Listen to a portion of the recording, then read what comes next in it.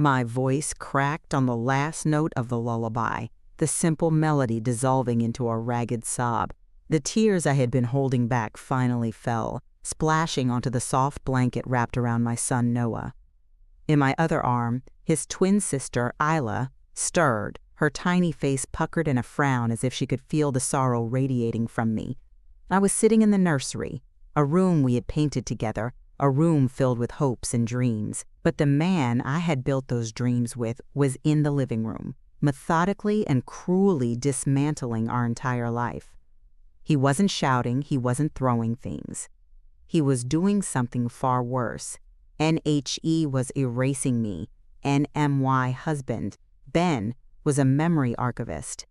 His life's work, and our fortune, was built on his revolutionary technology that allowed people to digitize, store, and relive their memories in perfect, vivid detail. He called it the archive. It was meant to be a tool to preserve love, to fight the fading of time, to allow people to hold on to their most precious moments forever. NBUT. Now he was using it as a weapon against me. NHE had discovered my betrayal, as he called it. Years before I met him, I had been in love with someone else, a man who had died tragically. I had never hidden it from Ben. He had always known. But 2 days ago, while searching for a birth certificate, he had found an old, forgotten box of letters, passionate, heartbreaking letters from my first love. NTHE discovery had broken something in him. His logical, ordered mind could not cope with the visceral proof that my heart had once belonged so completely to someone else. He saw my past love not as a part of my history, but as a contamination in our shared archive. NSO. He was performing what he called a system purge. He was logged into our family's archive, the digital repository of our entire relationship, our first date, our wedding, the moment we found out we were having twins. And he was deleting me from it, not just my image, but my presence. He was using his technology to edit me out of our life together, replacing my face with that of a generic stock photo woman, altering my voice, erasing any trace that I had ever been there. NHE was turning our shared history into a lie. He was crushing my heart not with anger, but with the cold, precise cruelty of a data deletion command. My lullaby was drowned in sobs because I wasn't just a new mother cradling her children. I was a ghost, watching my own life be systematically erased by the man I loved, leaving my children with a father who was choosing to remember a life in which their mother never existed. NIF, your heart is already aching. Please hit that like button and subscribe. You need to see how a woman fights to reclaim her past from a man who tried to delete her from existence. And I met Ben at a grief support group. I was there, trying to piece my life back together after my fiancé, Sam, was killed in a car accident. Ben was there under the guise of mourning his grandmother, but I would later learn he was there as a researcher, studying the nuances of memory and loss for his burgeoning technology. NHE was quiet, intense, and deeply empathetic. He listened to my stories about Sam with a gentle patience that made me feel seen. He wasn't jealous of my past. He seemed to cherish it, to understand that my love for Sam was a part of who I was. He told me about his project, The Archive, framing it as a way to honor lost loved ones. "Imagine, Chloe," he'd said, his eyes shining with passion. "If you could revisit your favorite day with Sam, hear his laugh again, just for a moment. Memory is all we have. It shouldn't be allowed to fade." And I fell in love with his brilliant mind and what I believed to be his profound soul. He saw my grief not as baggage, but as a testament to my capacity for love. He made me feel safe enough to love again.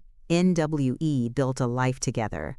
His company, Ember, became a global success.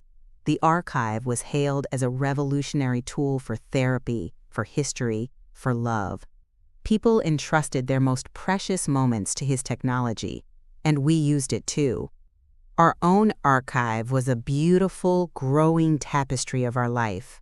Our awkward first kiss, his tearful proposal on a rainy Tuesday, our wedding day where I felt like my heart had finally found a second home.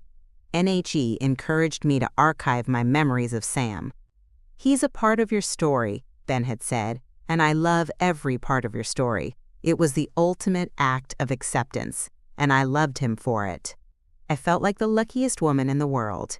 I had a husband who not only accepted my past, but wanted to help me preserve it.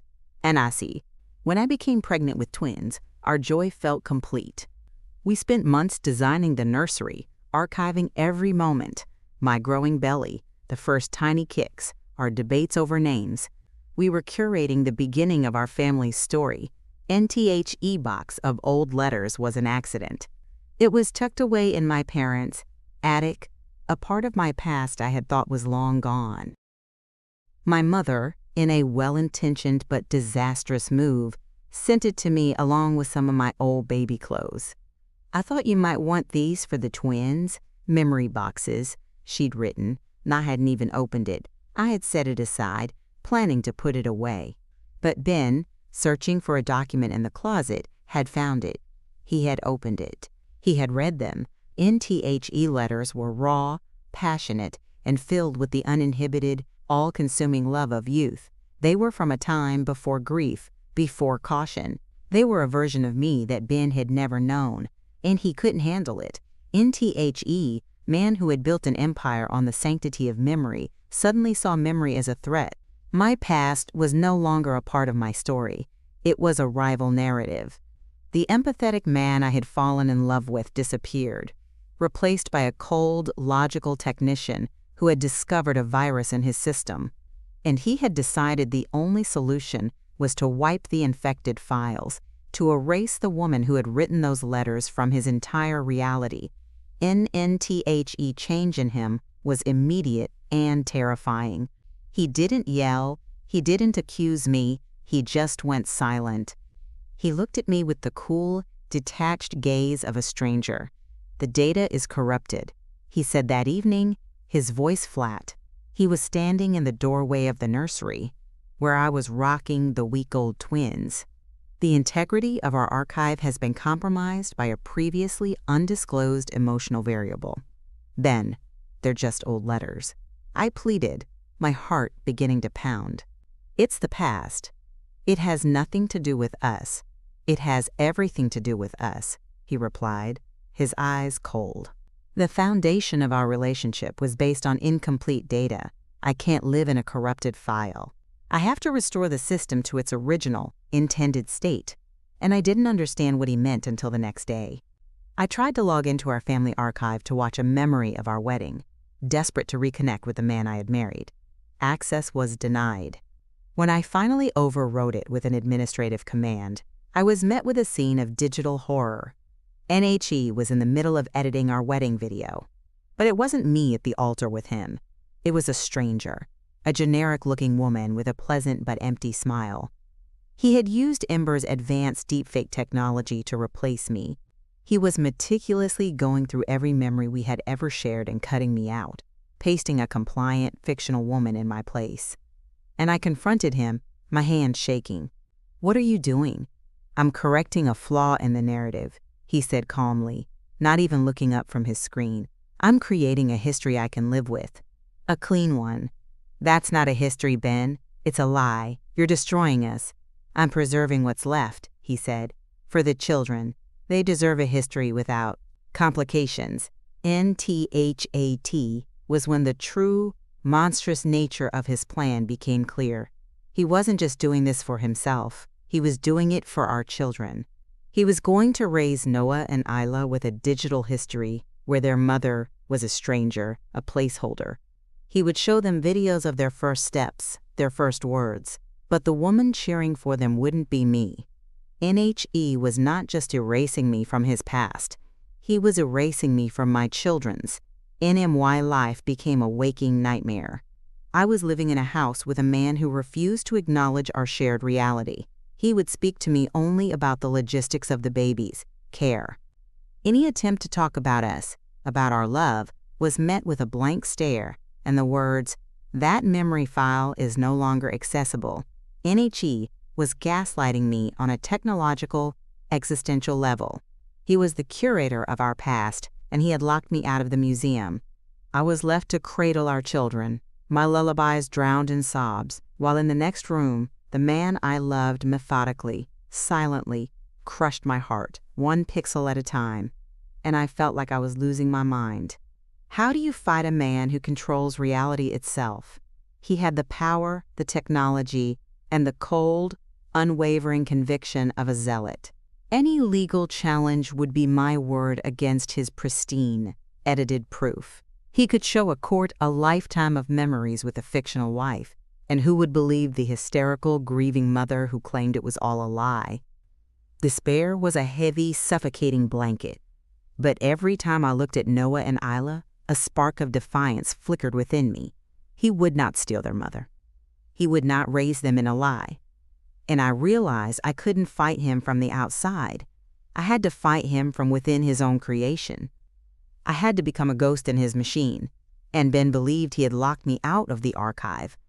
But I wasn't just a user, I was his wife. In the early days of the company, before the armies of lawyers and programmers, I had been his partner. I had helped him design the user interface, I had helped write the first lines of the ethical code, and I knew where the back doors were. I knew the kill switches he had built into the system's core programming, fail-safes. He was now too arrogant to believe anyone else knew existed. NMY plan was to haunt him, to make his perfect, clean world so unbearable that he would have to face the messy, complicated truth. And I started small. I used a root-level command to insert subliminal frames into his edited memories. As he watched a memory of his perfect wife at a picnic, my face would flash on the screen for a single, jarring frame, a digital ghost at the feast, and then I started manipulating the audio. He would be listening to the placeholder woman's pleasant, generic voice, and it would suddenly distort, deepening into my own, whispering a line from the very letters he had found. My dearest Sam. The virus he was trying to eliminate was replicating itself within his clean system, and HE knew it was me. He would spend hours, days, trying to find my digital footprints, trying to patch the back doors I was using. He grew more and more agitated, his calm, clinical demeanor cracking. He was a man trying to trap a ghost, and it was making him frantic. NMY final move was the most ambitious. I decided to target the central memory of our archive, the one he would be most protective of, the birth of the twins. He had edited the memory, of course. In his version, the placeholder wife gave birth with a serene smile, no pain, no mess. It was a clean, efficient data transfer, and I decided to replace his lie with the raw, unfiltered truth, and I still had the original, unedited memory file stored on a private, encrypted server he didn't know existed. It was a backup I had made months ago, a precaution against a system crash, not a husband's madness, using the master administrative key, a long, complex string of code based on the day we first met. I initiated a system-wide integrity restoration. I forced the network to purge his edited memory of the birth and replace it with the original, true file. And I then triggered a system alert, a Priority 1 data corruption warning that would be sent not just to him, but to the entire Ember board of directors and the lead engineers. The alert would automatically play the corrupted file for them to analyze, and I sat in the nursery, rocking my babies, and waited. I had planted my ghost in the heart of his machine. Now I would see if it was enough to make him remember. NNTHE effect was instantaneous. In his office, Ben saw the alert, and his face went pale. He tried to stop it, but my command had locked him out. He was forced to watch as the memory of our children's birth, the real one, played on his screen. NHE saw me, my face contorted in pain and effort. He heard my cry of agony and exhaustion, followed by the overwhelming, triumphant sob of joy as I held our children for the first time. He saw the look on my face as I looked at him, a look of such profound, all-encompassing love. It was messy, it was painful, it was imperfect. And it was undeniably real. Simultaneously across the city, the Ember board members and engineers saw the same thing. They saw the raw, powerful truth. And then they saw the corrected file he had created, the sterile, lifeless version with the placeholder woman. The contrast was horrifying. They didn't see a system purge. They saw the work of a deeply disturbed man. They saw the CEO of a company built on the sanctity of memory, using his own technology to create a delusional, false reality. It was a PR and ethical nightmare of catastrophic proportions. NHI's phone began to ring, a shrill, incessant sound. It was his board, his lead programmer, his COO. The architect's perfect world was crashing down around him, not because of a technical flaw, but because of a human one. His own. NHE stumbled out of his office, his face ashen. He looked at me, sitting in the nursery, and for the first time in weeks, he truly saw me. He saw the woman from the memory. The woman he had tried to delete in you, he whispered, his voice filled with a dawning horror. What did you do? I reminded you of the truth, Ben, I said softly, my voice no longer drowned in sobs, but clear and steady. You can't delete love. You can't delete pain. You can't delete a life. You can only choose to forget it. And I won't let you. NTHE man who had tried to crush my heart with the push of a button was now faced with a choice: cling to his perfect, empty lie or embrace the messy, beautiful, and real world he had tried so desperately to erase. NTHE aftermath was a quiet implosion. The Ember Board of Directors, terrified of the legal and ethical ramifications, forced Ben to take an immediate and indefinite leave of absence. They put a team of engineers to work, not to patch the back doors I had used, but to restore every memory he had altered. They saw it as a critical act of damage control, of restoring faith in their technology. NFOR me, it was an act of justice. And over the next few days, I watched as our life together was painstakingly pieced back together. On the screen in the living room, I saw my face return to our wedding photos.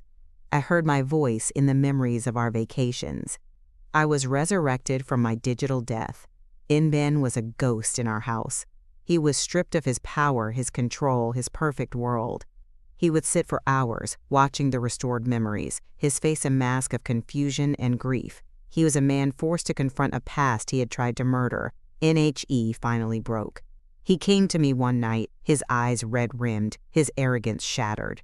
He fell to his knees, his body shaking with the sobs he had for so long suppressed. I'm sorry, he wept, the words torn from him. I was so afraid. I saw those letters, and I felt like our whole life, our whole archive was a lie. I thought if I could just control the data, I could control the pain. NHE looked up at me, his face a wreck of human emotion. I built a world without pain, Chloe. And it was a world without you. It was empty. It was nothing. I didn't know if I could forgive him. The cruelty he had inflicted was so profound, so intimate. But as I looked at the broken man on the floor, I saw a glimmer of the person I had first fallen in love with, the man who was so terrified of the messy, unpredictable nature of the human heart. The memories are restored, Ben, I said, my voice quiet. But that's just the data. I don't know if we can be. And our healing was a slow, arduous process. It involved therapy, both for him individually and for us as a couple. He had to learn that love isn't a clean data set. It's a messy, complicated, and evolving story. He had to accept that my past was a part of the woman he loved, not a flaw to be edited out. NHE had to earn his place back in our family, not as its architect, but as a participant. He started by simply being present. He would sit with me and the twins, not with a screen, but with his full attention. He learned to soothe Isla when she cried, to make Noah laugh. He was learning to live in the real world, with all its beautiful, unpredictable variables. Ben never returned to his role as CEO of Ember. He couldn't. He had become a symbol of the technology's potential for abuse. He sold his shares and retired, focusing his brilliant mind on a new project. SNHE dismantled the high-tech nursery. The smart cribs and monitors were replaced with simple wooden furniture. He started a new family archive, but this one was different. It wasn't just digital. It was a collection of physical things, a scrapbook with printed photos, a box to hold a lock of their first hair, a journal where we wrote down our memories by hand. NHE was learning to appreciate the analog, the tangible, the imperfect. NHE also built something for me. In the backyard, he constructed a small, beautiful writing studio. For your letters, he said, his voice thick with emotion, for your stories, all of them. They deserve a safe place to live. It was the most profound apology he could have ever offered. One afternoon, I was in the studio, writing. Ben came in, holding our twins, who were now toddlers. They ran to me, their arms outstretched. I pulled them onto my lap, their laughter filling the small room, then stood in the doorway, watching us. There was no screen between us. There were no ghosts. Just the quiet, solid presence of a man who had traveled to the edge of a digital abyss and had chosen to come back. "And I was reading about you online," I said softly. "A tech magazine called you, the man who was saved by a ghost in the machine." NHE smiled, a real, gentle smile. "They got it wrong," he said. "I wasn't saved by a ghost. I was saved by a memory of a love so strong I was terrified of it, a memory of a woman so real I tried to turn her into a fantasy." He looked at me, his eyes clear and present. "I spent my life trying to build a perfect world. I never realized I was already living in one." NHE had tried to crush my heart, to drown my lullabies and my own sobs. He had tried to delete me from my own life. But he had failed. He had learned that a heart is not a hard drive. It can't be wiped clean. And a memory, a real one, is not just data. It's a living thing. It breathes, it bleeds, it heals. And in the end, it was the messy, painful, beautiful memory of our love that had led us both back home.